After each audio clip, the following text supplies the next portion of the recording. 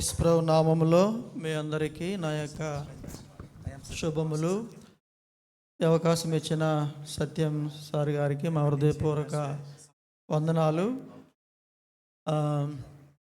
మన మధ్యలో స్పెషల్ స్పీకర్గా రెవరెండ్ విజయ్ పి ఐజాక్ గారు, వారు ఉండేది బెంగళూరు, కర్ణాటక రాష్ట్రంలో బెంగళూరు మహాపట్నంలో ఉంటూ ఉన్నారు. అయితే వారు మాకు ఇన్ఛార్జ్. దేవుడు వారికి ఇచ్చేటువంటి తలాంతులను బట్టి ఆంధ్ర, తెలంగాణ, కర్ణాటక, కేరళ ఈ యొక్క రాష్ట్రాలకు వారు ఇన్ఛార్జిగా ఉంటూ ఈ మొబిలైజేషన్ మినిస్ట్రీ మీరు ఏ విధంగా సపోర్ట్ చేస్తూ ఉన్నారో ఆ విధంగా అనేకులు ఈ యొక్క మిషన్స్కి, ఈ యొక్క మిషనరీ పరిచర్యకు అనేక మంది ప్రార్థనా పనులు లేవనెత్తడానికి, దేశం కోసం ప్రార్థన చేసేటువంటి, దేశం కోసం భారాన్ని ఇచ్చేటువంటి వ్యక్తిగా ఉంటూ ఉన్నారు. కాబట్టి వారు మన మధ్య ఉండడం చాలా సంతోషం. వారు వచ్చి దేవుని యొక్క వాక్యాన్ని మరి అందిస్తారు.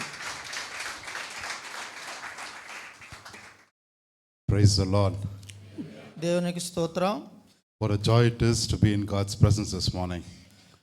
దేవుని యొక్క సన్నిధిలో గడపడం చాలా ఆనందం. I am sorry I can't speak your language. నన్ను క్షమించండి, నేను మీ తెలుగు భాష నాకు రాదు.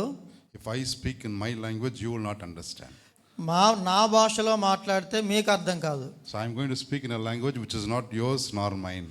నేను మాట్లాడబోయే భాష మీ భాష కాదు, నా భాష కాదు. But I have to speak what the Lord has given to me this morning. కానీ దేవుడు నాకు ఇచ్చేటువంటి మాటలు నేను మీతో పంచుకోవాలని ఆశపడుతూ ఉన్నా. I praise God for this wonderful opportunity to be here this morning. ఈ యొక్క అవకాశాన్ని బట్టి ఈ యొక్క ఉదయకాల సమయంలో ఇక్కడ ఉండు నాకు చాలా, నేను దేవుని స్తుతిస్తూ ఉన్నా. I want to thank Pastor Satyam for giving us this opportunity, sir. Pastor Satyam సారికి మా హృదయపూర్వకమైన వందనాలు ఈ అవకాశం ఇచ్చినందుకు. I also praise God for your partnership in God's mission. ఇంకొక విధంగా నేను ఎందుకు దేవుని స్తుతిస్తున్నానంటే, ఈ యొక్క మిషన్స్కి మీరు భాగస్వాములుగా ఉన్నందుకు నేను చాలా సంతోషిస్తున్నా, దేవుని స్తుతిస్తూ ఉన్నా. The Spirit of the Lord is moving steadily in our nation. దేవుని యొక్క ఆత్మ మన దేశం మీద మరి సంచరిస్తూ ఉంది. He is accomplishing His plan of salvation in this generation. ఆయన రక్షణ ప్రణాళికను మన యొక్క వంశంలోనే దేవుడు సంపూర్తి చేస్తూ ఉన్నాడు. And in this mission, your partnership, your supporting our missionary, and this partnership together is a great encouragement for us in God's work.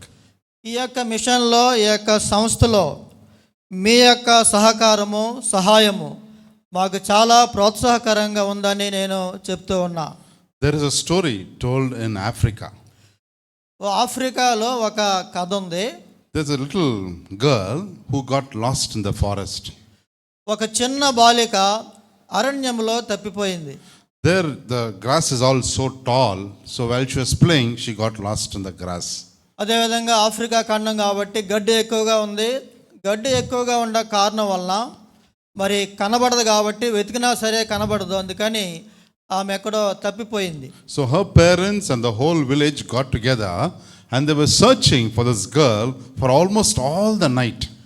వారి యొక్క తల్లిదండ్రులు కావచ్చు, వారి యొక్క స్నేహితులు కావచ్చు, బంధువులు కావచ్చు, చాలా వెతికారు, కానీ దొరకలేదు.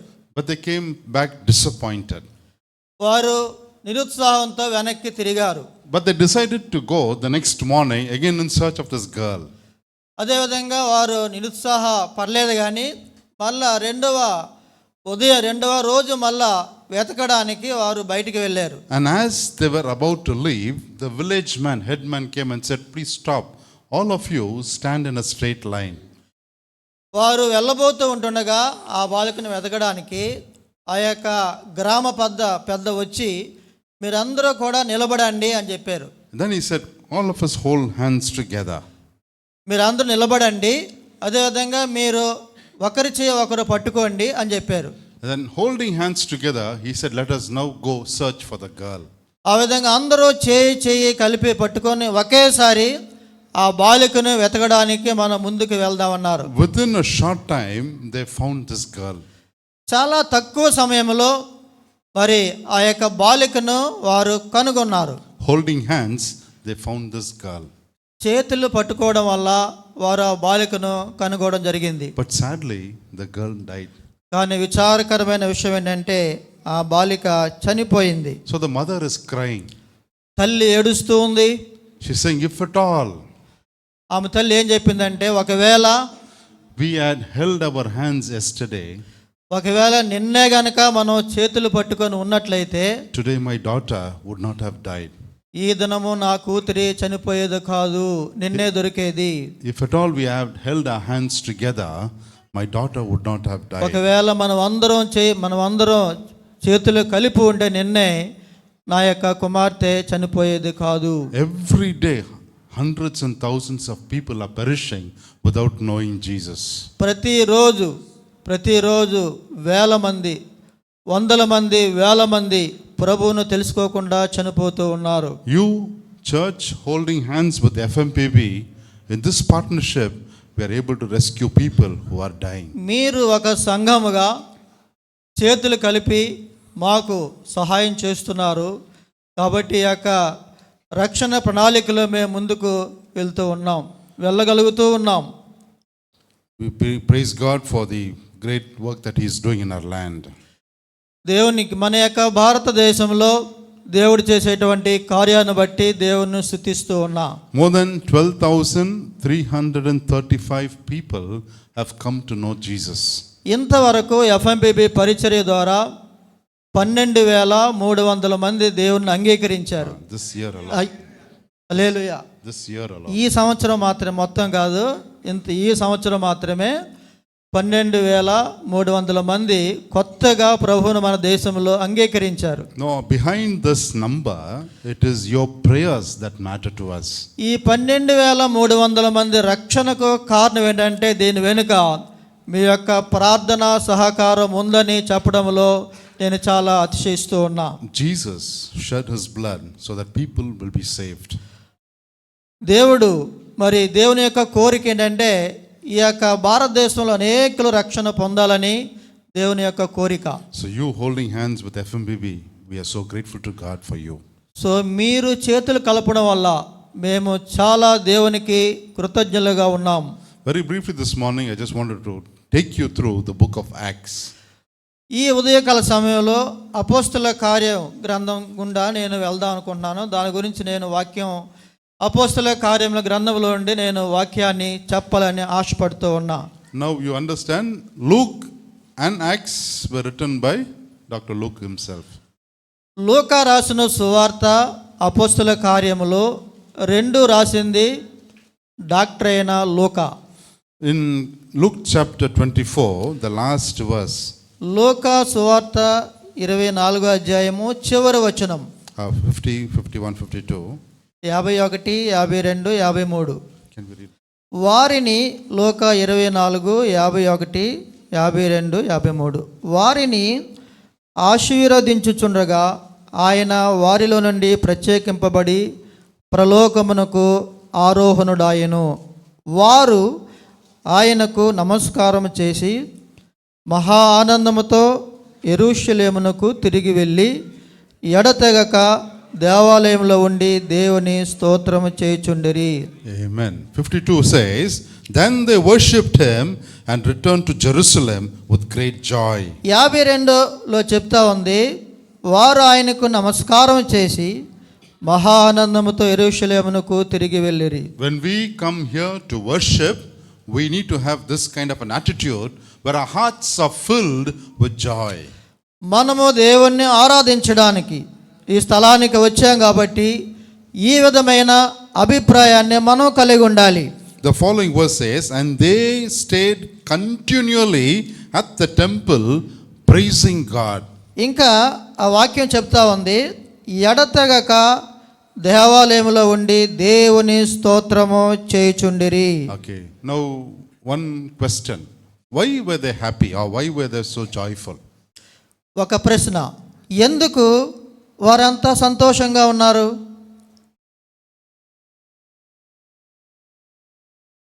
ఎందుకు వాళ్ళు అంత ఎడతెగక దేవాలయంలో ఉండి దేవుని స్తోత్రము చేయుచుండరు? ఎందుకు వారు ఆ విధంగా స్తోత్రం చేస్తూ ఉన్నారు? ఆశీర్వాదం. Okay, one word I'm hearing is blessing. Okay, Jesus is blessing them, that's true, and he is going off, right? దేవుడు వారిని ఆశీర్వదించాడు, అది సత్యమే. అదేవిధంగా యేసుప్రభువు వారు ఆరోహణ అవుతూ ఉన్నాడు. Okay. Holy Spirit. Okay. But there must be one reason why they were happy and praising God. ఒక కారణము ఎందుకు వారు సంతోషంగా ఉన్నారు, ఎందుకు వారు దేవునికి స్తోత్రం చేస్తూ ఉన్నారు. All of us seated here must have this one reason to praise God.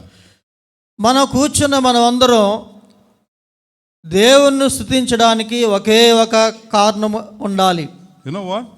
Jesus is alive. ఎందుకంటే యేసు సజీవుడు. Amen. Amen. He is the same yesterday, today and forever. ఆయన నిన్న నేడు నిరంతరము ఏకరీతిగా ఉన్నాడు. When the whole world thought Jesus is gone, these people identified Jesus saying, he is alive. He is risen from the dead.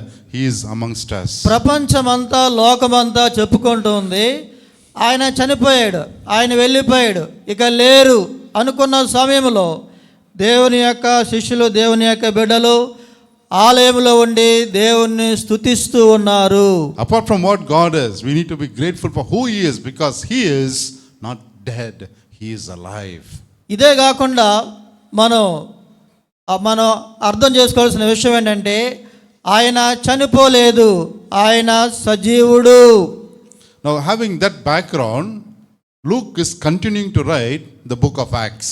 So ఇటువంటి మరి సమాచారం ఉన్నటువంటి లూక్ గారు ఇంకా అంతటితో ఆగిపోలేదు, కానీ ముందుకు ఇంకా రాస్తూ ఉన్నారు. So he wants to record all that happened in the early church. ఆయన ఆదిమ సంఘములో ఏమి జరిగిందో అవన్నీ కూడా రాయాలని ఆశ కలిగి ఉన్నాడు. In chapter 1 verse 1 he says, I write about Jesus that he began to do and teach until the day he was taken up in heaven.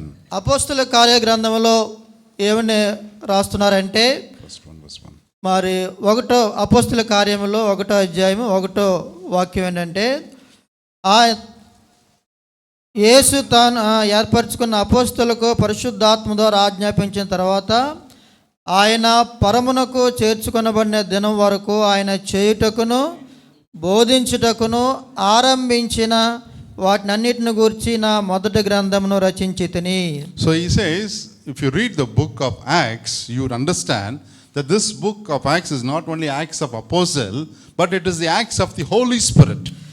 ఒకవేళ మీరు ఈ గ్రంథం గుండా వెళ్ళినట్లయితే ఇది రాయబడింది అపోస్తుల కార్యములే కానీ ఇది ఎక్కువగా మనం చదివితే అర్థమైంది ఏంటంటే పరిశుద్ధాత్మ చేసేటువంటి కార్యములని మనకు అర్థమవుతుంది. It is also called the book of faith. అదేవిధంగా అపోస్తుల కార్య గ్రంథాన్ని ఏమంటారంటే మరి విశ్వాసపు పుస్తకము, విశ్వాసపు గ్రంథము అని పిలుస్తూ ఉంటారు. At least in your lifetime you have to make a Bible study on the book of Acts. కనీసం మీ యొక్క జీవిత కాలంలో ఒక్కసారైనా అపోస్తల కార్య గ్రంథం గురించి మీరు బాగా అధ్యయనం చేయాలని నా యొక్క కోరిక. And I promise you that our life will never be the same. It will definitely change. మీరు గనక ఈ యొక్క అపోస్తల కార్య గ్రంథాన్ని గనక ధ్యానం చేస్తే మీ జీవితము ఎలా ఉందో అలా ఉండకుండా మీ జీవితంలో మార్పు వస్తుందని నా యొక్క కోరిక. He is using the word kingdom of God. ఆయన ఇక్కడ వాడే పదం ఏంటంటే దేవుని యొక్క రాజ్యము. Almost 6 times he uses that word kingdom of God in book of Acts. 6 సార్లు మన అపోస్తల కార్య గ్రంథములో 6 సార్లు దేవుని యొక్క రాజ్యం అనేటువంటి ప్రస్తావన ఇక్కడ మనం చూస్తాం. The disciples and the Jews were expecting a Messiah who would come and establish a worldly kingdom. శిష్యులు యూదులు వారి యొక్క కోరిక ఏంటంటే మెస్సయ్య వస్తాడు, ఈ లోకానికి వస్తాడు, ఆయన తన యొక్క రాజ్యాన్ని స్థాపిస్తాడు అనేటువంటిది వారి యొక్క నమ్మకం. They were thinking in human terms. వారు మానవ లోకానుసారంగా వారు ఆలోచిస్తూ ఉన్నారు. But when Jesus was teaching them about the kingdom of God, he was saying kingdom of God is the reign of God in your life. ఆయన దేవుని యొక్క రాజ్యం గురించి బోధిస్తున్నప్పుడు ఆయన చెప్పేది ఏంటంటే, మరి దేవుని యొక్క వర్షము, దేవుని యొక్క పరిపాలన. It is not a political kingdom but a spiritual kingdom. ఇది రాజకీయమైనటువంటి రాజ్యము కాదు, ఇది ఆత్మీయమైనటువంటి రాజ్యము. But then as Luke is recording, he comes to chapter 1 verse 8. ఇంకా లూకా గారు ఇంకా రాస్తూ ముందుకు వెళ్తూ ఉన్నారు. అపోస్తల కార్యాల గ్రంథం 1వ అధ్యాయము 8. You will receive the Holy Spirit when it comes to you, and you will be my witness in Jerusalem and all Judea and Samaria and to the ends of the earth. మీరు పరిశుద్ధాత్మ మీ మీదకు వచ్చినప్పుడు మీరు శక్తి నొందెదరు, గనుక మీరు యెరూషలేములోను యోదయ సమరయ అందరిలో మీ భూదిగంతల వరకు నాకు సాక్షులే ఉందిరని చెప్తూ వారితో చెప్పాను. So all throughout the book, if you read, this is the key verse for the whole book. ఇది మొత్తం అపోస్తల కార్య గ్రంథములో మూల వాక్యం ఇది. What is saying, you will receive the power of the Holy Spirit. ఆయన చెప్పేదేనంటే మీరు దేవుని యొక్క శక్తిని మీరు పొందుకుంటారు. Only then you will be my witness, he says. శక్తిని పొందుకున్న తర్వాత మాత్రమే మీరు నాకు సాక్షులుగా ఉంటారు. That is the secret of life. We all have this beautiful flowers, yeah. అది జీవితం యొక్క రహస్యం. మనకు చాలా అందమైన పువ్వు ఇక్కడ ఉంది. This flower looks beautiful but it is not real. ఇది అందంగా కనిపిస్తా ఉంది, కానీ ఇది నిజమైన పువ్వు కాదు. ఇది We now have China toys everywhere, all battery operated toys. మన దగ్గర చైనా బొమ్మలు ఉంటాయి, బ్యాటరీతో నడపబడే బొమ్మలు ఉంటాయి. Without that battery, that toy is useless. ఆ యొక్క బొమ్మలో నుంచి కనుక బ్యాటరీ తీసేస్తే ఎందుకు పనికిరాదు. That is what Luke is teaching here. Without the Holy Spirit, our life would be useless. ఇక్కడ అదే మన లూకా గారు చెప్తున్నారు, దేవుని యొక్క ఆత్మ లేకుండా మనం ఉపయోగపడము. Every believer seated here listening to God's word must be obedient to receive the Holy Spirit in our life. ఇక్కడ కూర్చున్న ప్రతి విశ్వాసి కూడా దేవుని యొక్క ఆత్మ పొందుకోవాలని అటువంటి ఆశ కలిగి ఉండాలి. Otherwise we'll be like this nukli, false. ఆ విధంగా పరిశుద్ధాత్మ లేకుండా మనం జీవిస్తే ఈ యొక్క పువ్వులాగా నకిలీ, నిజమైన పువ్వు కాదు. We need to receive the power of the Holy Spirit. మనము దేవుని యొక్క ఆత్మను పొందుకోవాలి. And then in the following verse, in verse 15, ఇంకా మనం ముందుకు వెళ్తూ ఉంటే we see 15వ వాక్యం, they go to the upper room. వారి మేడగది మీదకి వెళ్ళారు. It says Peter stood up among them and he preached. పేతురు వారి మధ్య నిలవబడి బోధించెను. A group numbering about 120 were there. ఎంతమంది అంటే ఆ మేడగదిలో 120 మంది ఉన్నారు. Wherever the Holy Spirit is, there is fruitfulness. ఎక్కడైతే ఆత్మ ఉందో అక్కడ ఫలాలు ఉంటాయి. Wherever the Holy Spirit is, there is fruitfulness. ఎక్కడైతే పరిశుద్ధాత్మ ఉంటాడో అక్కడ ఫలభరితం ఉంటుందో, ఫలాలు This ఉంటాయి. was a small group that was meeting in the upper room, but the Holy Spirit was there among them. ఒక చిన్న మందగా, చిన్న గుంపుగా మేడగదిలో వారు ఉన్నారు, కానీ వారు ఫలభరితమైన జీవితాన్ని అనుభవిస్తూ ఉన్నారు. This 120 is beginning to grow. ఈ యొక్క 120 మంది మరి ఎదగడానికి ప్రారంభించారు. So the Holy Spirit comes, there is growth in life, there is blessing in life. ఎక్కడైతే పరిశుద్ధాత్మ ఉన్నాడో అక్కడ అభివృద్ధి ఉన్నది. In chapter 2, we read about the Pentecost. 2వ అధ్యాయంలో మనం పెంతెకోస్తు గురించి మనం చదువుతాం. Now Pentecost is understood as a denomination. Pentecost అనేది అది ఒక డినామినేషన్ గా, అది ఒక సంస్థగా, but it is more than that. It is an experience where every believer must have in our lives. Pentecost అనేది అది ఒక డినామినేషన్ కాదు, కానీ ఇది ఒక అనుభవం. It's the Holy Spirit, infilling of the Holy Spirit. ఇది ఆత్మ నింపబడినటువంటి ఆత్మ. When that happens, we will never be the same. ఒకవేళ మనం ఆత్మ చేత కనుక నింపబడితే ఒకేలాగా ఉండవు, మనలో మార్పు, అభివృద్ధి కనిపిస్తూ ఉంటుంది. Please read chapter 2 verse 37. అపోస్తల కార్యములు 2:37 చదువుదాం. When the people heard this, they were cut to their heart. ఎప్పుడైతే ఈ యొక్క మాట వినగానే వారు హృదయములో నొచ్చుకున్నారు. See, when I get to heaven, I want to meet Peter. నేను గనక పరలోకి వెళ్తే పేతురు గారు నేను కలవాలి. I want to ask him, how did he preach such a powerful message? నేను పరలోకి వెళ్ళాక పేతురు గారిని అడిగి, నువ్వు ఈ విధమైన శక్తివంతమైన సందేశాన్ని ఏ విధంగా ఇచ్చారు మీరు? Today many pulpit, no, we get massages than messages. కానీ ఇప్పుడు జరుగుతున్న వాస్తవం ఏంటంటే మెసేజ్ల కన్నా మసాజులు ఎక్కువ ఉన్నాయంట. But when you're filled with the Holy Spirit, see what happens here. When they heard the word of God, it cut their heart. పరిశుద్ధాత్మ చేత నింపబడిన తర్వాత ఏమవుద్ది? మన హృదయములో గుచ్చుకుంటుంది, నొచ్చుకుంటాం. Please read verse 41, same chapter 2 verse 41. అదేవిధంగా అపోస్తలుల 2:41 చదువుదాం. Those who accepted his message were baptized, and about 3,000 were added to the number that day. ఆయన పేతురు గారి యొక్క వాక్యాన్ని అంగీకరించిన వారు బాప్తిసం పొందారు. ఆ తర్వాత ఇంచుమించు 3,000 మంది చేర్చబడ్డారు. 120 now turning into 3,000. 120 ఇప్పుడు 3,000 మంది. Wherever the Holy Spirit is, there is growth. ఎక్కడైతే పరిశుద్ధాత్ముడు ఉన్నాడో అక్కడ అభివృద్ధి ఉన్నది. And chapter 3 we read about John and Peter. ఆరు అపోస్తల కార్యములు 3వ అధ్యాయంలో మనం యోహాను గురించి పేతురు గురించి మనం చదువుతాం. They're entering into the sanctuary, the synagogue.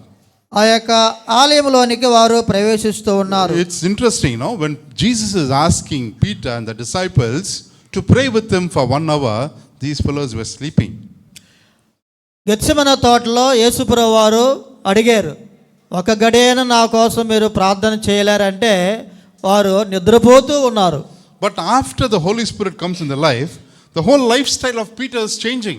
ఎప్పుడైతే పరిశుద్ధాత్మ పేతురు మీదకి వచ్చిందో ఆయన యొక్క జీవిత విధానం అంతా మారిపోతుంది. Verse 1, chapter 3 verse 1 says, one day Peter and John were going to the temple at the time of prayer. ప్రార్థనా సమయానికి వారు ఆలయంలోనికి వెళుతూ ఉండగా. This change happens only when the Holy Spirit comes into our life. ఈ యొక్క మార్పు అనేది ఎప్పుడైతే మనలో పరిశుద్ధాత్ముడు వస్తాడో అప్పుడే ఈ యొక్క మార్పు అనేది జరుగుతుంది. As they're entering the sanctuary, they see this man. వాళ్ళు ఆలయంలోనికి ఎక్కి వెళుతూ ఉండగా ఈ మనుష్యుని వారు చూశారు. And he is asking them, for money. ఆయన వారి భిక్షగాడు డబ్బుల కోసం అడుగుతూ ఉన్నాడు. So from birth he was there. Nobody cared for him. All these years he has been lying in the gate of Beautiful. పుట్టినప్పటి నుంచి ఆ యొక్క శృంగారం అనే దేవాలయపు ద్వారం వద్ద ఆయన పుట్టినప్పటి నుంచి అక్కడే ఉన్నాడు. Now he looks straight into the eyes of Peter and John. ఆయన భిక్షగాడు పేతురు వైపు యోహాను వైపు తేరి చూస్తూ ఉన్నాడు. Whenever we stand in traffic signal, when our vehicle stands, we see beggars who come close to us. మనం ఎప్పుడైతే ట్రాఫిక్ దగ్గర ఉంటామో సిగ్నల్ దగ్గర కొంతమంది అడుక్కునే వాళ్ళు మన దగ్గరికి వస్తూ ఉంటారు. Honestly, we don't want to see them. మనం వాళ్ళకి చూడడానికే మనం ఇష్టపడం. That is my experience. I don't know about you. ఇది నా యొక్క అనుభవం, మరి మీ యొక్క అనుభవం నాకు తెలియదు. Why? Because the moment they see our eyes, they will expect money from us. వాళ్ళు అడుక్కునే వాళ్ళు మన వైపు చూస్తే మనం చూడడానికి ఇష్టపడం. The moment you have eye contact, which means they are communicating something, they are expecting. ఎప్పుడైతే మరి కన్నులో నుంచి కన్ను పెట్టి చూస్తున్నారో దాని అర్థం ఏంటంటే వాళ్ళు ఏదో ఒకటి నిరీక్షిస్తున్నారని అర్థం. So Peter is saying this to the crippled man, look at us, look at me. ఎప్పుడైతే ఆయన చూస్తున్నాడో పేతురు అంటూ ఉన్నాడు, the man gave his full attention expecting something. నా వైపు చూడు అని పేతురు చెప్తూ ఉన్నారు. Then in 6 he says, silver and gold we have none. ఆయన ఎప్పుడైతే అడుక్కున్నవాడు చూస్తూ ఉన్నాడో భిక్షగాడు, పేతురు చెప్పే సమాధానం ఏంటంటే మా దగ్గర ఏమీ లేదు. In other words, he's telling the crippled man, Baba, what you are expecting I don't have, but what I have I will surely give you. నీవు దేని గురించి అయితే నువ్వు నిరీక్షిస్తున్నావో అది నా దగ్గర లేదు అంటున్నారు పేతురు గారు. What you have you will give, right? మనకి ఏదైతే ఉందో అది మన ఇతరులకు ఇవ్వగలం. If you don't have, you can't give. మనకి లేనిది మన ఇతరులకు ఇవ్వలేము కదా. That is why I am saying it is so important that we are filled with the Holy Spirit. అందుకే మనం దేవుని యొక్క ఆత్మ చేత నింపబడాలని చెప్తా ఉన్నా. So he says, I have, but in the name of Jesus I command that you rise up and walk. ఆయన దగ్గరే ఉందంటే యేసు నామములో లేచి నడువు అని చెప్పారు. I was in Himachal Pradesh. నేను హిమాచల్ ప్రదేశ్లో ఉన్నాను. There we cannot buy land or build church. That's the law of the land. మనం అక్కడ స్థలం కొనలేము, చర్చ్ కట్టలేము. అది అక్కడ నియమం, rule. It's a very small rented building, 10 by 10 hall. ఒక అద్దెకి తీసుకున్న 10 by 10 hall. And the worship was happening. ఆరాధన జరుగుతూ ఉంది. Very lively singing. Everybody were gathering. The hall was packed. అందరూ కూడా మరి హాల్లో అందరూ ఉన్నారు, బాగా ప్రార్థన చేస్తూ పాటలు పాడుతూ ఉన్నారు. And there came a time of testimony. ఆ సమయంలో అక్కడ ఒక సాక్ష్యము. Testimony is a time for us to understand where our life is. ఈ యొక్క సాక్ష్యం ద్వారా మన జీవితం ఎలాగుందో అనేది అర్థమవుద్ది. Wherever FMBB, in all our congregations, there will be a time of testimony. ఈ యొక్క FMPB ఆరాధనలో, ప్రతి ఆరాధనలో కూడా సాక్ష్యాలకి సమయం ఇవ్వబడుతూ ఉంది. If the Holy Spirit is there, if Jesus is alive, miracles are daily happening. ఎక్కడైతే దేవుడు ఉన్నాడో, ఎక్కడైతే పరిశుద్ధాత్మ ఉన్నాడో, అక్కడ ప్రతి రోజు కూడా అద్భుతాలే. I went to Jharkhand, Malta. నేను జార్ఖండ్ వెళ్ళా, జార్ఖండ్ రాష్ట్రం. We work among a group called the Maltos. మేము మాల్టో అనేటువంటి ప్రజాజాతి మధ్య మేము సేవ చేస్తాం. Very ordinary people. సాధారణమైనటువంటి వ్యక్తులు. But their faith, is exemplary. వారి యొక్క విశ్వాసము చాలా మాదిరి. They don't have Bible. We only now translated Bible for them, so they don't know how to read and write. You tell the name of Jesus or tell stories, they will just believe and accept. వారికి Bible లేదు కానీ మనం యేసుప్రభు గురించి చెప్తే వాళ్ళు వెంటనే మరి వింటారు, అంగీకరిస్తారు, నమ్ముతారు. This congregation worship was happening for 3 hours. ఈ యొక్క ఆరాధన జార్ఖండ్లో 3 గంటలు జరుగుద్ది. That is the shortest service. 3 hours is small service for them. అంటే 3 గంటల ఆరాధన అంటే చిన్న ఆరాధన అన్నమాట, ఎక్కువ పెద్ద ఆరాధన కాదు, చిన్న ఆరాధన. They sing and keep singing from their heart. వారు పాడుతూనే, హృదయంలో నుంచి వారు పాడుతూనే ఉంటారు. And then the time of testimony came. పాడిన తర్వాత మరి సాక్ష్యాలకే సమయం ఇవ్వబడింది. More than 30-40 people stood up.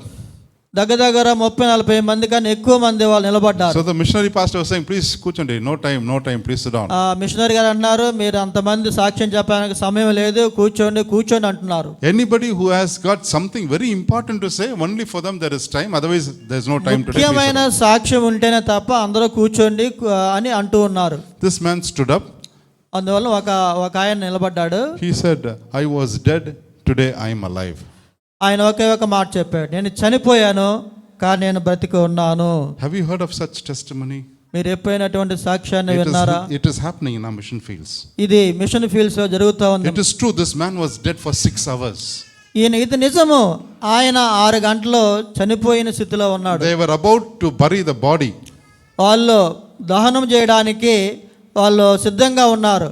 It is then the believer said, if God of Lazarus is alive, let us all go pray to him. Let us see if God వారి can heal him. కంటే వారికి భూస్థాపన కార్యక్రమం చేయడానికి సిద్ధంగా ఉన్న సమయంలో విశ్వాసులు ఏమన్నారంటే, లాజరును లేపిన దేవుడు ఈయన కూడా లేపగల సమర్థుడు కాబట్టి మనం ప్రార్థన చేద్దాం. They left the body there. They all went to the church and prayed for 4 hours. ఆ యొక్క శవాన్ని అక్కడ పెట్టి వాళ్ళు 4 గంటలు ప్రార్థన చేస్తూ ఉన్నారు. They come back and see this man sneezing and just sitting up. 4 గంటల తర్వాత వాళ్ళు వచ్చి చూస్తే ఆయన తుమ్మాడు, తర్వాత కూర్చున్నాడు. This is the testimony. ఇది సాక్ష్యము. So while I was preaching in Himachal Pradesh, నేను హిమాచల్ ప్రదేశ్లో వాక్యం చెప్తా ఉంటే, testimony time, this girl was 11 years old. Her name was Tabitha. She stood up to share something that she wanted to glorify God. 11 సంవత్సరాల బాలిక సాక్ష్యం ద్వారా దేవుని మహిమపరచాలని నిలబడింది. As she stood up, she just collapsed. She just fell down and no breathing, nothing. We tried to revive her, putting water, nothing was working. సాక్ష్యం చెప్పడానికి ఆమె నిలబడితే వెంటనే కింద పడిపోయింది. ఎంత నీళ్లు కొట్టినా సరే ఆమె స్పృహ తప్పి పడిపోయింది, స్పృహలోకి రాలేదు. The missionary, he just said, let us all close our eyes and pray. Missionary ఏం చెప్పారంటే, మీరేమో భయపడొద్దు, మనం అందరూ కళ్ళు మూసుకొని ఈ యొక్క బాలిక కోసం మనం ప్రార్థన చేద్దాం. And as he began to pray, he said, Tabitha, Prabhu Yeshu Masih ke naam se utho. ఆయన చెప్పాడు, తబితా, యేసు నామములో తబితా లే అన్నారు. Immediately she stood up. వెంటనే నిలబడింది ఆమె. And she was there testifying God. ఆమె నిలబడి దేవుని స్తుతించింది. Again, I'm saying this is the part of the Holy Spirit. ఇది మరి పరిశుద్ధాత్మ యొక్క భాగం, పరిశుద్ధాత్మ యొక్క కార్యం ఇది. This should be the testimony of your own personal life and also the church. ఇటువంటి సాక్ష్యాలు మీ వ్యక్తిగత జీవితంలో ఉండాలి, ఇటువంటి సాక్ష్యాలు సంఘ జీవితంలో ఉండాలి. When you come back here, not only worship God, but you need to testify how God has encountered you in a very మీరు special ఇక్కడ way. ఆరాధనకు మాత్రమే కాకుండా సాక్ష్యం ఇవ్వడానికి మీరు ఇక్కడికి రావాలి. So whatever we ask in the name of Jesus, we see deliverance happening. యేసు నామములో మనం అడిగితే అక్కడ మనకు విడుదల. And then we see the church growing in chapter 4.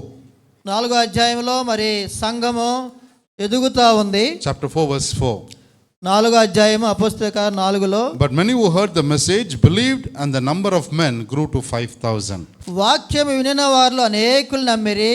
మరి ఇప్పుడు వారిలో 5,000 మంది పురుషులు. 120, 3,000, now 5,000. 120, 3,000, ఇప్పుడు 5,000. Right? That should be the expansion of our church ministry. మన యొక్క సంఘం యొక్క అభివృద్ధి ఆ విధంగా ఉండాలి. He says, it is only in the name of Jesus we find salvation. ఆయన చెప్పేది ఏంటంటే యేసు నామములోనే మనకు రక్షణ ఉన్నది. Today you can talk about everything else except the name of Jesus. మీరు ఈ దినం అనేకులు అన్నీ మాట్లాడుకోవచ్చు, కానీ యేసు నామం తప్ప అన్నీ మాట్లాడుకోవచ్చు. They say you talk about anything but don't mention the name of Jesus. వాళ్ళు అంటున్నారు మీరు ఏవైనా చెప్పండి, మాకేం అభ్యంతరం లేదు, The same thing కానీ happened. యేసు నామం గురించి మాత్రం చెప్పొద్దు అంటున్నారు. Peter and John, same thing happens if you read పేతురు, యోహానులు అదే మనం చూస్తాము. chapter 4 verse 17. 4వ అధ్యాయము 17. He says, we must warn these men to speak no longer in this name.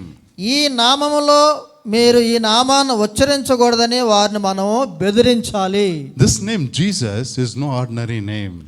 యేసు అనేటువంటి నామం ఇది సాధారణమైనటువంటి It నామం. is a powerful name. ఇది శక్తివంతమైన నామము. You mention the name of Jesus, even Satan trembles. యేసు నామము ఉచ్చరించిన తోడనే సాతాను వణుకుతూ ఉంటాడు. You and I, if we have the name of Jesus, if we carry the name of Jesus, victory and power is in our hand. నీవు నేను యేసు నామాన్ని కనుక మనం తీసుకొని వెళ్తే మనకు జయము, మనకు శక్తి. When you are with Jesus, He gives us that power that we be a powerful Christian. మీరు కనుక యేసులో ఉంటే మీరు చాలా శక్తివంతులుగా ఉంటారు. But as the church is growing, సంఘము అభివృద్ధి చెందుతూ ఉంది. you see Satan is working against the church. సైతాను మరి సంఘానికి విరోధంగా పని చేస్తూ. There are 3 powerful weapons that he uses against the church. సాతాను సంఘానికి వ్యతిరేకంగా 3 ఆయుధాలను ఉపయోగిస్తుంది. Number 1 is persecution. ఒకటి హింస. Persecution is happening everywhere.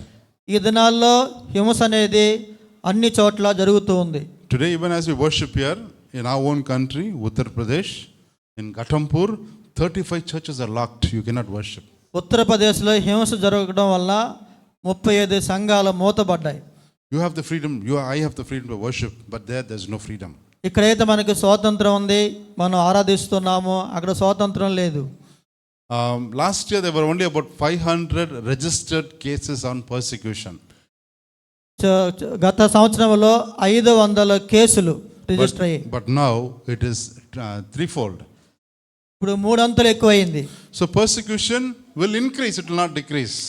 ఈ యొక్క హింసల ద్వారా మనం అనుకోవచ్చు అది తగ్గిపోద్దాం అనుకోవచ్చు, కానీ అది తగ్గదు, కానీ ఇంకా పెరుగుతూనే ఉంటుంది. Wherever there is growth, wherever the Holy Spirit is working, Satan wants to work against the church. పరిశుద్ధాత్మ యొక్క పని ఎక్కడైతే జరుగుద్దో అక్కడే సాతాను పనిచేస్తూ ఉంటాడు. But second weapon he uses is corruption. రెండోది ఏంటంటే అవినీతి. Slowly, corruption comes inside the church. నెమ్మదిగా అవినీతి అనేది సంఘాల్లో ప్రవేశిస్తూ ఉంది. We read in Acts chapter 5 about Ananias and Sapphira. అననీయ సప్ఫీరా గురించి మరి అపోస్తల కార్యాలు 5వ అధ్యాయంలో మనం చదువుతాం. A little unfaithfulness in handling being good stewards of money. మరి ఈ యొక్క డబ్బుని దాన్ని వాడుకోవడంలో అవిశ్వాసులుగా ఉన్నారు, We see that అపనమ్మకస్తులుగా ఉన్నారు. corruption slowly creeps in. ఆ విధంగా ఆ అవినీతి అనేది నెమ్మదిగా సంఘాల్లో ప్రవేశించడం జరుగుతూ And ఉంది. in chapter 6 we read the third weapon that Satan is using is against the church is division. 6వ అధ్యాయంలో మూడో వెపన్ ఏంటంటే విభజన. This division, you will be shocked to see the reason why the early church was divided. ఈ యొక్క విభజన మూలంగా ఈ యొక్క ఆదిమ సంఘములో చాలా సమస్యలు ఎదుర్కొన్నాయి. If you read chapter 6 verse 1, 6వ అధ్యాయము 1వ వాక్యంలో మనం చదివితే, ఆ దినములలో శిష్యుల సంఖ్య విస్తరించున్నప్పుడు అనుదిన పరిచర్యలో తమలోని విధవరాండును చిన్న చూపు చూచిరని హెబ్రీయుల మీద గ్రీకు భాష మాట్లాడు యూదులు సనగసాగిరి. see, there were two kinds of group there. 2 రకాలైన విభజనలు. They were all so united together, కలిసి ఉన్నారు. but then the small division comes because of this reason. చిన్న విభజన అనేది రావడం జరిగింది. It was over the distribution of food. అంటే ఆహారాన్ని పంచిపెట్టడం విషయంలో. When we have common gatherings, మనం అంతా కలిసి ఉన్నప్పుడు maybe somebody got one chicken piece extra. అందరూ కలిసి ఉన్నప్పుడు ఒక చికెన్ మొక్క ఎక్స్ట్రా పడింది అనుకోండి, Ante, the whole church was divided. దీని వలన సంఘం కూడా విడిపోయే పరిస్థితి. That is the reason here. ఇక్కడ అదే కారణం. You know what? If you give one small foothold for Satan, that becomes a stronghold for ఒక them. చిన్న పాదాన్ని గనక మనం సైతానికి మోపితే అదే మన పతనానికి కారణం అవ్వచ్చు. Dear people of God, we have to be very aware that division should not come amongst us. దేవుని బిడ్డలారా, మీరు చాలా తస్మాత్ జాగ్రత్తగా ఉండండి. విభజన అనేది మంచిది కాదు. ఇది సాతాను యొక్క ఆయుధము. Satan is trying to bring all these three inside the church. సాతాను యొక్క 3 ఆయుధాలు సంఘములోనికి తీసుకొని But రావడానికి nothing can stop the plan of God and the work of God. కానీ దేవుని యొక్క ప్రణాళిక ముందు ఈ ఆయుధాలు ఏమీ కూడా పనికిరావు. Read chapter 6 verse 7. 6వ అధ్యాయము 7. So the word of God spread. దేవుని వాక్యము మరి ప్రబలమై Read. The number of disciples in Jerusalem increased rapidly. దేవుని వాక్యం ప్రబలమై అంటే శిష్యుల సంఖ్య విస్తరిస్తూ ఉంది యెరూషలేములో. 120, 3,000, 5,000, now it is increasing rapidly. 120, 3,000, 5,000 ఇంకా అలాగా పెరుగుతూ ఉంది, అభివృద్ధి చెందుతూ ఉంది. And chapter 7 we read about Stephen. 7వ అధ్యాయంలో స్టెఫను గురించి మనం చదువుతాం. A great man of God. ఆయన గొప్ప దేవుని కొరకు వాడబడే వ్యక్తి. But that the end of the chapter tells us about the stoning of Stephen. ఈ యొక్క అధ్యాయం చివరిలో పేతురుని రాళ్లతో కొట్టినట్టు మనం చూస్తుంటాం. Now Stephen was touching the very sensitive area of the church. సంఘము యొక్క ఒక అంశాన్ని, వారికి అవసరమైన అంశాన్ని ఆయన టచ్ చేస్తూ ఉన్నాడు, ఆయన తాకుతూ ఉన్నాడు. When we stand for truth, we have to pay a price. మనం సత్యం కొరకు కనుక నిలబడితే మన దాని యొక్క క్రయము చెల్లించవలసి వస్తుంది. To be a witness for Jesus is not easy. You have to pay a price. యేసు కొరకు సాక్షిగా ఉండడం అనేది అంత సులభము కాదు. All Stephen was telling was traditions are good. Stefan చెప్పేది ఏంటంటే ఆచారాలు మంచివే. But he says you have to give importance to Jesus and the word of God. ఆచారాలు మంచివే కానీ స్టెఫన్ చెప్పేది మీరు దేవుని యొక్క వాక్యానికి ప్రథమ స్థానం ఇవ్వాలి అంటున్నారు. So every time we gather in worship to worship God, we must always give importance to Jesus and to the word of God. మన దేవుణ్ణి ఆరాధించడానికి వస్తున్నప్పుడు ప్రతిసారి కూడా మన దేవుని యొక్క వాక్యానికి మనం ప్రాధాన్యత ఇవ్వాలి. And chapter 7 we are introduced with a man called Saul. తర్వాత 7వ అధ్యాయంలో 9 కదా? No, 7. 7 Saul comes inside. 7వ అధ్యాయంలో సౌలు గురించి మనం వింటాం. In chapter 8 we read 8వ అధ్యాయంలో మనం చదువుతాం that there was a great persecution. అక్కడ చాలా గొప్ప హింస. Can we read verse 1? Chapter 8 verse 1. 8వ అధ్యాయం 1 చదవండి.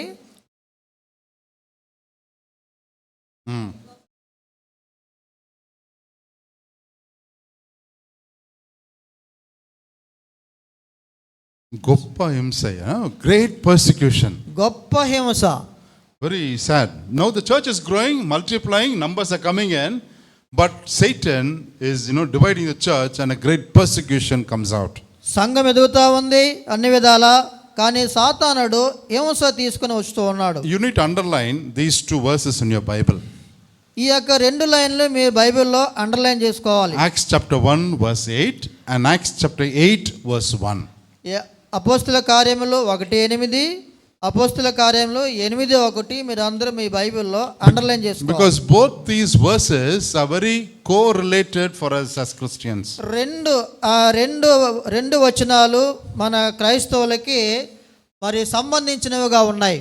And we see that the great persecution, a lot of people are scattered everywhere. గొప్ప హింస కలిగినందున ప్రజలు చెదిరిపోయారు. And this chapter 9 is about the miracle that happens in the life of Saul. 9వ అధ్యాయంలో సౌలు జీవితంలో అద్భుతం జరిగింది. The road of Damascus when he meets Jesus as his personal దమస్కు savior. ప్రాంతంలో యేసు ప్రభువును ఆయన కలుసుకున్నారు. Have you ever wondered how a murderer can become a leader?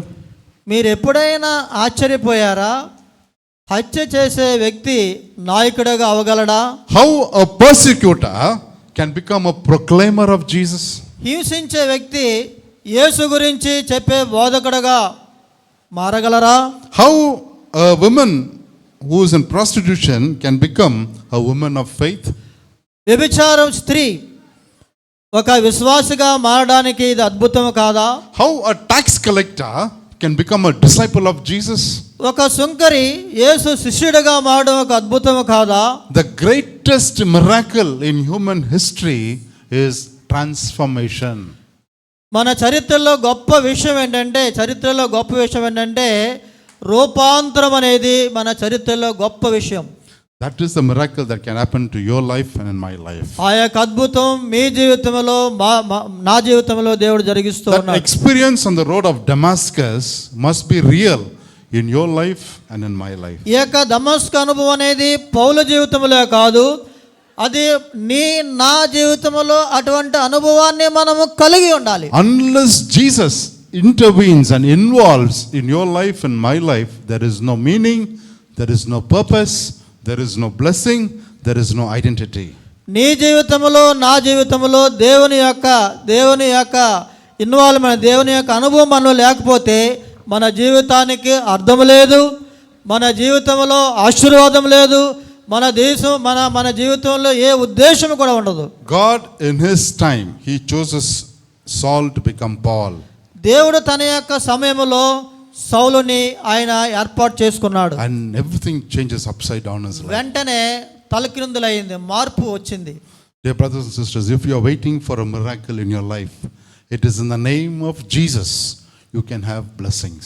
ప్రియమైన సోదరులారా, మీ జీవితంలో అద్భుతము జరగాలి. My time is running out. I just want to skip and come to chapter నా 11. సమయం అవుతుంది. అపొస్తలుల కార్యములు Chapter 11 verse 19, 20 and 21. 11, 19, 20, 21. చదవండి. 11, 19.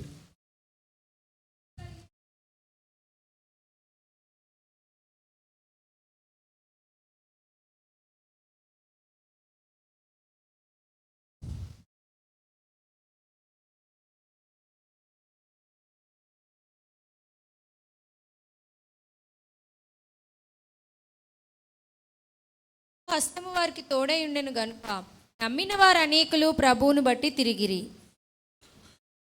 This is about a few people. ఇది కొంతమంది గురించి ఇక్కడ రాయబడింది. Now persecution comes, the whole church is scattered. People are everywhere now. ఎప్పుడైతే శ్రమ వచ్చిందో, హింస వచ్చిందో, వాళ్ళందరూ చెదిరిపోయారు. But see what the Bible tells us. It says they all scattered, but in verse 19 telling the message only to Jews. చెదిరిపోయిన తర్వాత వాళ్ళు ఏం చేశారు? మరి యూదులకు తప్ప మరి ఎవరికి బోధించలేదు. Till that time they were only looking at the Jews. అంతవరకు యూదుల వైపే చూస్తూ ఉన్నారు. But in verse 20 we read some of them. 20లో మనం చూస్తాము, వారిలో కొందరు. Do you have any names in your Bible? మీ యొక్క బైబిల్ ఏమైనా పేర్లు ఉన్నాయా? We don't know. మనకు తెలియదు. It only says some of them. ఇక్కడ ఏంటంటే వారిలో కొందరు. When we all get to heaven, we will have the opportunity to meet them. మన గనక ఈ పేర్లు వారిలో కొందరు అని ఉంది, కానీ మన పరలోకం వెళ్తే ఆ కొందరు ఎవరో వారి పేర్లు ఏంటో మనం తెలుసుకుంటాం. All that was happening against them was evil, was not good for them. వారికి వ్యతిరేకంగా జరుగుతుంది, అదే వారికి మంచిది కాదు. But in spite of losing their family, their business, their education, their children, their home, everything is lost. They are now scattered. They are now in a new land. Yet in their heart they had the message of Jesus. వారు అన్నీ పోగొట్టుకున్నారు. వారి బిడ్డలను కావచ్చు, కుటుంబాలను కావచ్చు, చదువును కావచ్చు, ఉద్యోగం కావచ్చు, వ్యాపారం కావచ్చు, కానీ వారిలో యేసు అనేటువంటి నామము ఉన్నది. Everything around them was bad news. వారి చుట్టూ ఉన్నదంతా వారికి చెడు వార్తలే. But what they had inside was good news. Jesus is the same. వారి చుట్టుపక్కల ఉన్నదంతా చెడు వార్తలే, కానీ లోపల ఉన్నది ఒక మంచి వార్త, యేసు వార్త. వారి లోపల They were not bothered about what was happening around them. They were concerned about what was inside them. వారి చుట్టూ ఏం జరుగుతుందో అది వారికి అనవసరం, కానీ వారి లోపల ఏం జరుగుతుందో అదే వారికి అవసరం. Today we are so conscious about titles. మీకు కొన్ని కొన్ని బిరుదుల గురించి మీకు బాగా తెలుసు, మీకు మంచిది, మీకు ఇష్టం అది. We are concerned about background.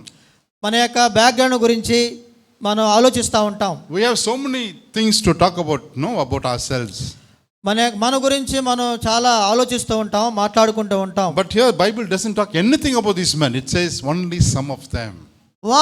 వారి యొక్క ఇంతకుముందు ఉన్న చరిత్ర గురించి ఏమీ మాట్లాడలేదు. So when you come to God's presence, when we empty ourselves, only then God can use us. దేవుని యొక్క సన్నిధికి మీరు వచ్చినప్పుడు మనకు మనమే ఏమీ లేకుండా శూన్యముగా రిక్తులుగా ఉంటేనే అప్పుడు మనల్ని దేవుడు దీవిస్తాడు. We need to have that humility to tell Jesus, Lord, without you I am nothing. మనం ఏం చెప్పాలంటే మనం అటువంటి విధేయత చూపించాలి. ప్రభువా, నేను వట్టివాడను, నేను వట్టిదా, నాకు ఏమీ రాదు, ఏమీ తెలియదు అని అన్నప్పుడే దేవుడు మనల్ని నింపడానికి ఆశపడతాడు. It is only God's grace and grace alone. ఇది దేవుని యొక్క కృప, దేవుని కృప మాత్రమే. If you are seated, we are here in the church, it is God's grace. మనం అందరూ కూడా ఇక్కడ కూర్చోవడం అనేది దేవుని యొక్క ఉచితమైన కృప. COVID taught us so many lessons. There were so many people who are gone, our own friends, our own family people. Covid మనకు చాలా పాఠాలు నేర్పించింది. మన వాళ్ళు ఎంతో మంది చనిపోయారు. You need to ask, Lord, am I better than them that I'm alive today? No. It is God's grace, because He's got a plan and purpose in each one of our lives. మనం చనిపోయిన వారికంటే మనం గొప్పవారమా? No, కాదు. ఇది మన బతికున్నామంటే కేవలము దేవుని యొక్క కృప మాత్రమే. So wherever the small group, some of them, we don't know how many were there, but some of them, wherever they went, they were telling about Jesus. ఈ యొక్క కొద్ది మంది ఎక్కడైతే వెళ్తున్నారో యేసు గురించి వాళ్ళు బోధిస్తూ ఉన్నారు, చెబుతూ ఉన్నారు. When was the last time you told somebody about Jesus? నువ్వు చివరగా యేసు ప్రభు గురించి ఎవరికి చెప్పావు? As you go out, people are watching. మనం బయటికి వెళ్తున్నప్పుడు ప్రజలు మనల్ని గమనిస్తూ ఉన్నారు. Something is different with them. మనలో ఒక ప్రత్యేకమైనది ఉంది. There is some great joy we see after they come to worship here. ఆరాధనకు వచ్చినప్పుడు మనకు ఎంతో సంతోషం. They're all waiting that you and I share about Jesus to them. బయట వారు ఎదురు చూస్తూ ఉన్నారు, ఎప్పుడు వారు యేసు గురించి మనం చెప్తారని ఎదురు చూస్తూ ఉన్నారు. Now when you look at this, some of them, I am so impressed by their commitment. వారిలో కొందరు గురించి నేను చూసినప్పుడు వారి యొక్క సమర్పణ గురించి నాకు చాలా ఆసక్తిగా ఉంది. Everywhere you hear about war today. ప్రతి చోట ఈ దినాల్లో మనం యుద్ధాల గురించి వింటూ ఉన్నాం. Russia versus Ukraine. Russia Ukraine మీద యుద్ధం చేస్తూ ఉంది. When Russia was trying to attack a Ukraine city, Russia Ukraine సిటీని ఆక్రమించడానికి వెళ్తున్నప్పుడు the Ukraine army was not prepared for this assault. ఈ యొక్క యుద్ధం గురించి ఉక్రెయిన్ మరి సైన్యము సిద్ధంగా లేదు, They తెలియదు వారికి. they had very little time to act. Ukraine సైన్యము కొద్ది సమయమే వారికి ఉంది. And they have to make a decision to save that city. వారి యొక్క తొందరగా నిర్ణయం తీసుకొని వారి యొక్క పట్టణాన్ని కాపాడుకోవాలి. They see across the bridge the whole Russian army is coming quickly. ఈ బ్రిడ్జి మీదుగా రష్యన్ ఆర్మీ వస్తూ ఉంది. Now if they cross the bridge, they will attack. ఎప్పుడు ఒకవేళ వారు రష్యన్ ఆర్మీ సైన్యం గనక బ్రిడ్జిని గనక దాటితే All of a sudden, a soldier from Ukraine, he came to the commander and said, "Sir, I would like to go." అకస్మాత్తుగా అయ్యాక ఒక సైనికుడు కమాండర్ చెప్తూ ఉన్నాడు, సార్ నేనే వెళ్తా రష్యాకి వ్యతిరేకంగా పోరాడడానికి, ఈ పట్టణాన్ని కాపాడడానికి నేను వెళ్తా అంటున్నాడు ఒక సైనికుడు. He jumped before the commander and said, "I will go." ఆయన వెంటనే దూకాడు, నేను వెళ్ళి వారితో పోరాడతానని దూకాడు. So he strapped all the bombs in his body. అవును, ఆయన యొక్క శరీరం గుండా బాంబులు ధరించాడు ఆ సైనికుడు. He ran towards the bridge. ఆయన బ్రిడ్జి వైపు పరిగెడుతూ ఉన్నాడు. And then he blew up the whole body. ఆయన వెంటనే ఆయన శరీరాన్ని పేల్చుకున్నాడు. The whole bridge was destroyed. ఆ బ్రిడ్జ్ అంతా నాశనం అయిపోయింది. The Russian army could not come. ఆ రష్యా సైనికులు ముందుకు రాలేకపోయారు. He saved his country. ఆయన ఒక్కడే ఆ యొక్క పట్టణాన్ని, ఆ దేశాన్ని కాపాడాడు. If one soldier can save his country, you and I are called to be the soldier of Jesus. How much more commitment that Jesus is expecting from us. ఉక్రెయిన్లో ఒక సైనికుడు ఆయన దేశాన్ని రక్షించగలిగితే నువ్వు నేను కూడా సైనికులుగా పోరాడి మన దేశాన్ని మనం రక్షించగలము. When our former Prime Minister Rajiv Gandhi was killed in Chennai, ఇంతకుముందు మునుపు ప్రధానమంత్రి రాజీవ్ గాంధీ గారు ఆయన చంపబడినప్పుడు the group of people who murdered him, they all were hiding in Bangalore. ఎవరైతే ఆయన్ని హత్య చేశారో వారు బెంగళూరులో దాక్కున్నారు. 8 of them. 8 మంది. And the whole nation was on alert trying to find out who these people were. 8 మంది ఎవరని దేశం మొత్తం మరి వాళ్ళు తిరుగుతూ ఉన్నారు. These people had taken an outhouse and they were hiding so that nobody can see them. బయట ప్రాంతాల్లో వాళ్ళు ఇంట్లో ఉండి దాక్కున్నారు. Every day they used to get newspaper and they used to read what is happening. ఈ 8 మంది కూడా దాక్కున్నవారు ప్రతిరోజు మరి వార్తాపత్రికను చదువుతూ ఉన్నారు.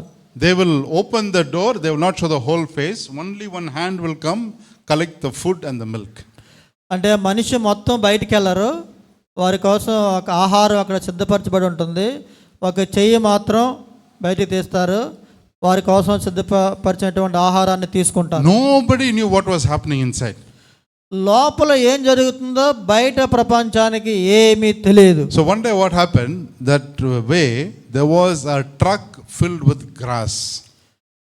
అదే దారిలో ఒక లారీ నిండా గడ్డి లారీ ఆ దారి గుండా వెళ్తూ ఉంది. And unfortunately as it came towards his house, the gadi broke down. మరి దురదృష్టవశాత్తు ఆ గడ్డి లారీ ఆ యొక్క ఇంటి ముందే అది పాడైపోయి అక్కడ నిలబడిపోయింది. So the driver and mechanic were trying to repair that vehicle. Driver mechanic దాన్ని రిపేర్ చేయడానికి ప్రయత్నిస్తూ ఉన్నారు. As they were making noise, వాళ్ళు శబ్దం చేస్తూ ఉన్నారు. these people who were inside, they thought maybe police has come. లోపల ఉన్నటువంటి 8 మంది దాక్కున్న వాళ్ళు ఏమనుకున్నారంటే పోలీసులు వచ్చారేమో అని భయపడుతూ ఉన్నారు. So out of fear, they take their pistols and they started shooting in the air. భయంతో వారి యొక్క తుపాకులు తీసుకొని దాన్ని కాలుస్తూ ఉన్నారు, షూట్ చేస్తూ ఉన్నారు. As the sound was heard by the police who were patrolling in that area. ఈ సౌండ్ అక్కడ చుట్టుపక్కల పోలీసులు వారు మరి కాపలాగా వస్తున్నారు, ఈ సౌండ్ వారికి వినబడింది. So immediately they came and surrendered the house. వెంటనే పోలీసులు వచ్చి ఆ యొక్క గృహాన్ని చుట్టుముట్టారు. They knew something was wrong. వారికి ఏదో జరుగుతుందని వారికి అర్థమైంది. So they're making announcement in the mic saying, "Please surrender, please surrender." అప్పుడు ఒక అనౌన్స్మెంట్ పోలీసులు ఏం చేస్తారంటే, మీరు లోబడిపోండి, మీరు లోబడిపోండి, లొంగిపోండి అని ఒక మైక్లో సౌండ్ వినబడతా ఉంది. But there was pin drop silence. కానీ వారు ఏమీ మాట్లాడటం లేదు. Then as the police is nearing the building, the sound became louder, "Surrender, surrender." పోలీసులు దగ్గరకు వచ్చే కొద్దీ ఇంకా వినబడతా ఉంది, లొంగిపోండి లొంగిపోండి అని. And then suddenly they hear a noise. Tap, tap, tap, tap. 8 noise. వెంటనే 8 శబ్దాలు, టప్ టప్ టప్ మన 8 శబ్దాలు వినబడ్డాయి. Then the police broke open the door. ఆ తర్వాత ఆ యొక్క ద్వారం మూయబడింది. They saw all the 8 bodies lying in blood. ఆ పోలీసులు వారిని కాల్చారు, వాళ్ళు అక్కడే చనిపోయారు. 8 మృతదేహాలు అక్కడ ఉన్నాయి. All the 8 of them committed suicide by shooting the temple. 8 మంది కూడా వాళ్ళు పోలీసులు కాల్చలేదు, వారికి వారే ఆత్మహత్య చేసుకొని చనిపోయారు. So police came, they were searching for evidence, all that was there, they were trying to collect as evidence.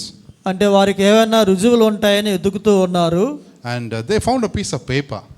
వారు ఒక కాగితాన్ని And వాళ్ళు చూశారు. something was written on that paper. ఆ పేపర్ మీద ఏదో రాశారు. Now all these 8 people belong to the LTT group in Sri Lanka.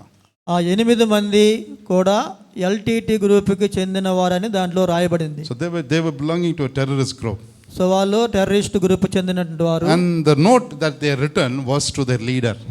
వారి ఆ యొక్క పేపర్ మీద ఏం రాశారంటే వారి లీడర్కి వారు రాశారు, నాయకుడికి. Their leader name was Prabhakar. ఆ లీడర్ పేరు Prabhakaran. They have written, Prabhakar, we live for you.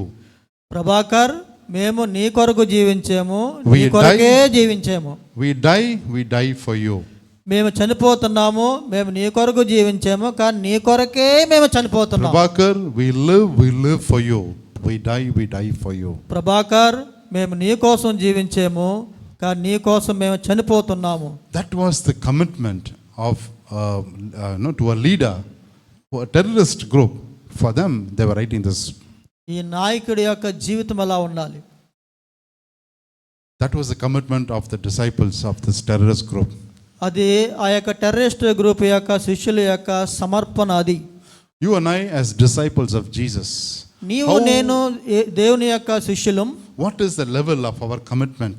మన యొక్క సమర్పణ ఎంతవరకు ఉన్నది? Some of them lost everything, but they were telling about Jesus. They were so committed for God's work. వీరిలో కొంతమంది వారు అన్నీ పోగొట్టుకున్నారు, కానీ వారి యొక్క సమర్పణ అంటే యేసు గురించి మేము బోధించాలి. Why were they were telling about Jesus? ఎందుకు వారు యేసు గురించి చెప్తా ఉన్నారు? They were concerned. అది వారి యొక్క భారం. If you have a concern for the people of our land, నీకు మన యొక్క దేశ ప్రజల గురించి భారం ఉన్నట్లయితే we have to tell them about Jesus. మన దేశ ప్రజలకి యేసు ప్రభు గురించి మనం చెప్పాలి. That is what FMPB is doing. అదే FMPB అనేటువంటి సంస్థ చేసేది. We are working in 23 states. 23 రాష్ట్రాల్లో మేము పనిచేస్తూ ఉన్నాము. With 965 missionaries. 965 మంది మిషనరీస్ ఉన్నారు. Working among 265 people groups. 265 ప్రజాజాతుల మధ్య పనిచేస్తూ We ఉన్నాం. tell them about Jesus because only Jesus can save them. మేము యేసు ప్రభు గురించి మాత్రమే చెప్తున్నాం, ఎందుకంటే యేసు మాత్రమే వారిని రక్షించగలడు.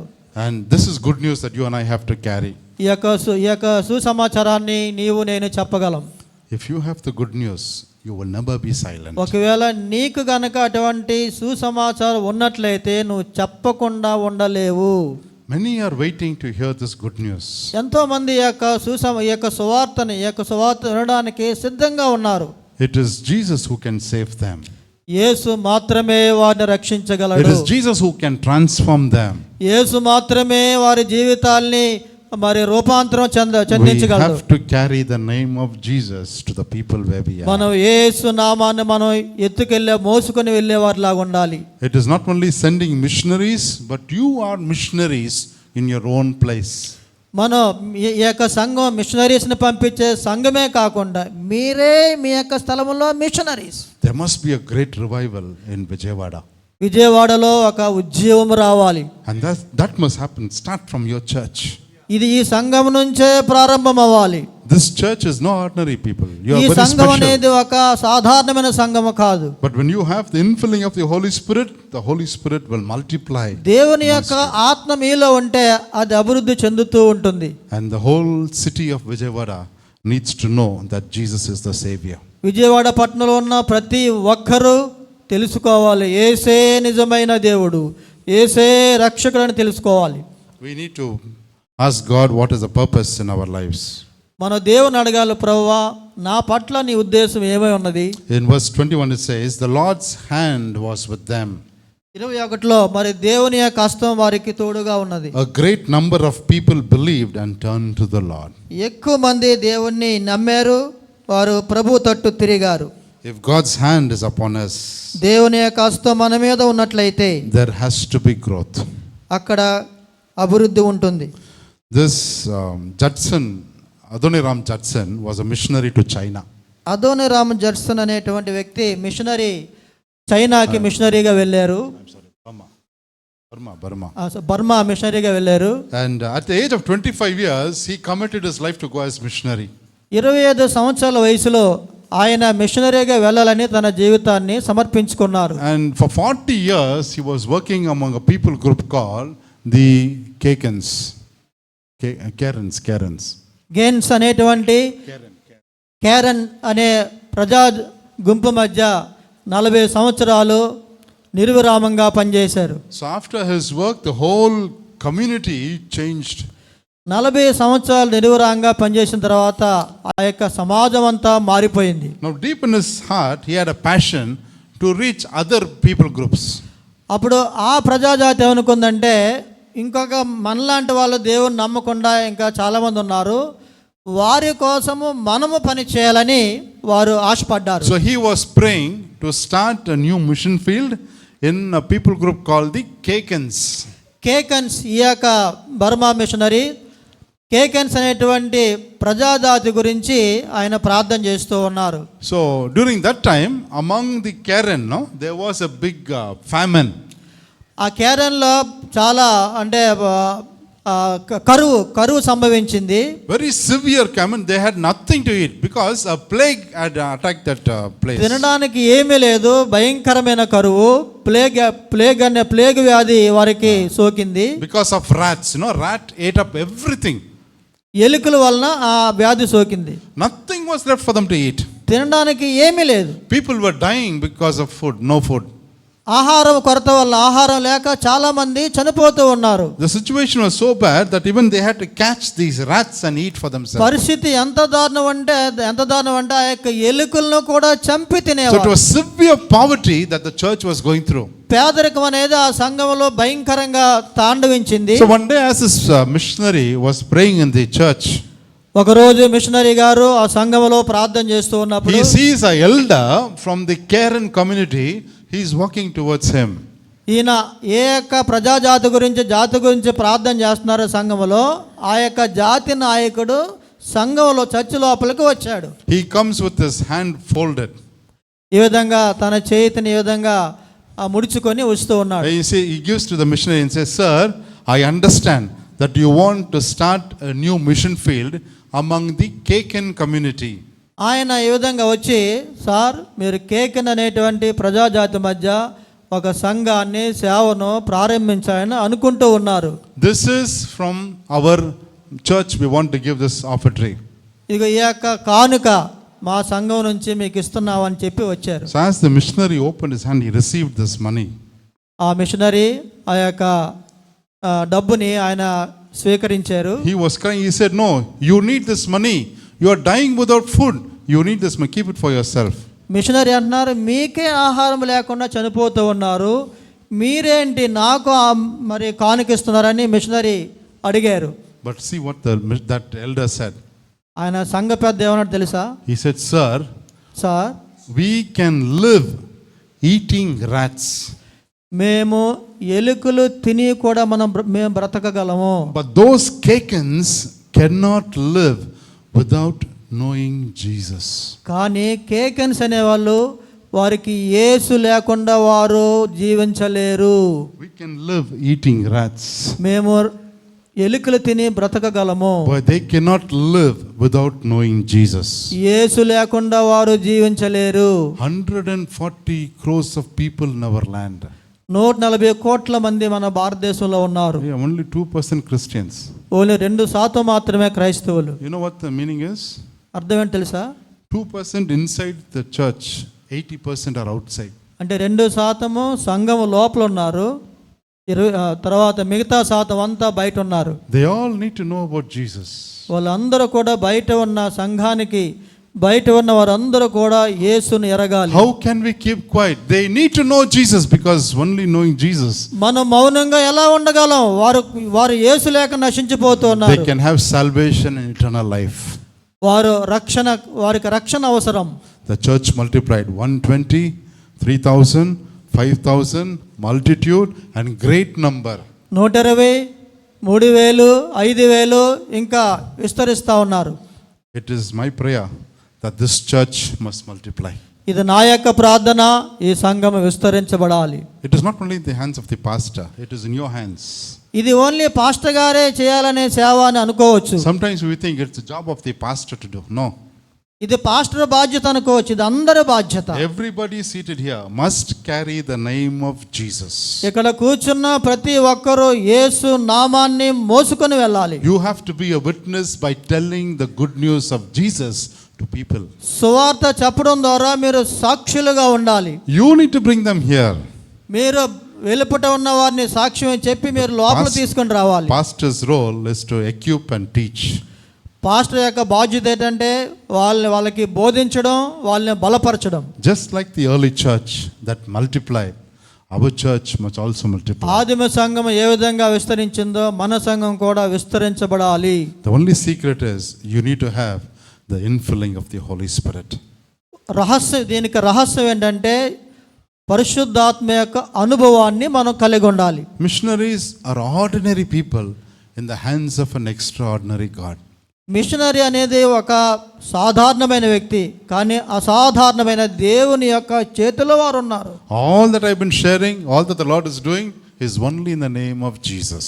ఇదంతా దేవుడు ఎందుకు చేస్తాడంటే ఒకటి యేసు నామం మాత్రమే ఇవన్నీ చేస్తా So ఉన్నాడు. when you claim the name of Jesus, when you pray in the name of Jesus, you will receive the miracle, you will see deliverance, you will see great things happen. యేసు నామం ఉచ్చరించగానే, యేసు నామం ప్రచురించగానే మీరు విడుదల చూస్తారు. May the Lord give us the grace to be like this. Some people who were dedicated, who were concerned, who were highly committed as disciples of the Lord Jesus Christ. దేవుని శిష్యులుగా ఎవరైతే సమర్పణ కలిగి ఉన్నారో వారిని దేవుడు బహుగా దీవించి ఆశీర్వదించునుగాక. I can live eating rats, but they cannot live without knowing Jesus.